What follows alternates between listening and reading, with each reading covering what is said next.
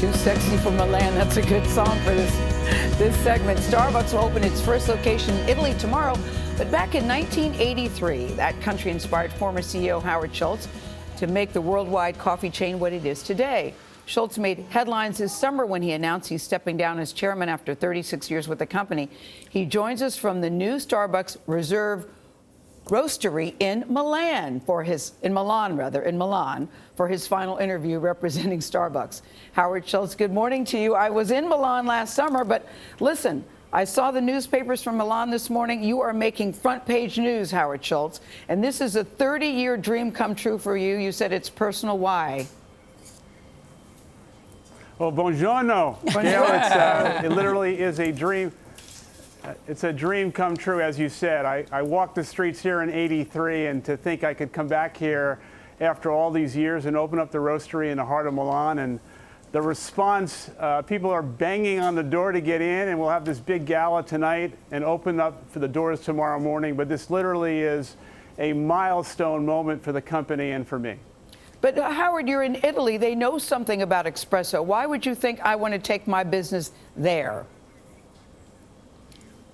Well, as you know, we're coming here with great humility and respect for the Italian culture, but we're opening not a coffee store, but a roastery. Most Italians have never seen coffee roasted, and what we've created really is the Willy Wonka of coffee, almost 30,000 square feet, and it's a labor of love, the craftsmanship, the store. We had 100 Italian journalists here yesterday, and they were in awe of what we've created, and I think we're going to add something to the Milanese culture and values, and I think Starbucks is going to do very well here. I once had an Italian almost strangle me for offering to serve him cappuccino after breakfast. What is it about the Italian culture, though, that makes this pitch to them why you're going this way? Well, clearly, everything that we've learned over the years is steeped into what the Italians refer to as the nectar of the gods, which is espresso.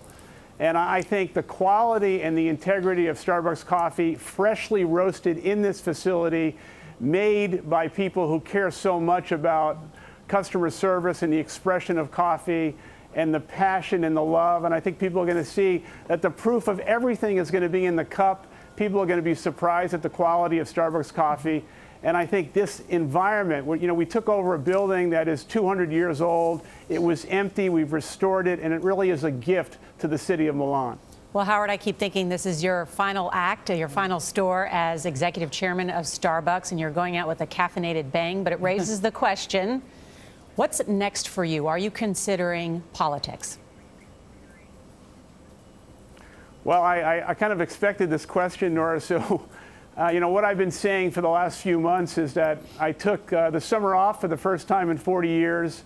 I've just finished writing a very important book that I've handed in to Random House. It'll come out in 2019.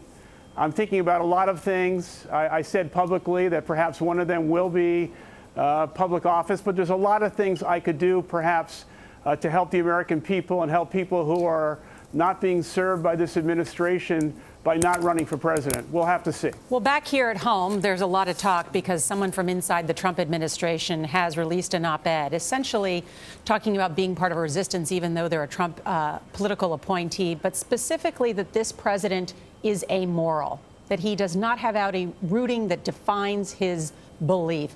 Do you think it's time that this country makes a change? Well, what I do think is that I think the American people are somewhat exhausted by some of the things that have happened over the last year and a half.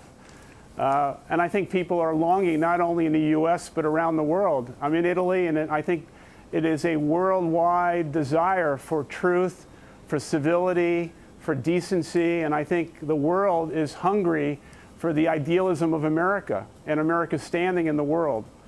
So I think this is a very important moment for the country.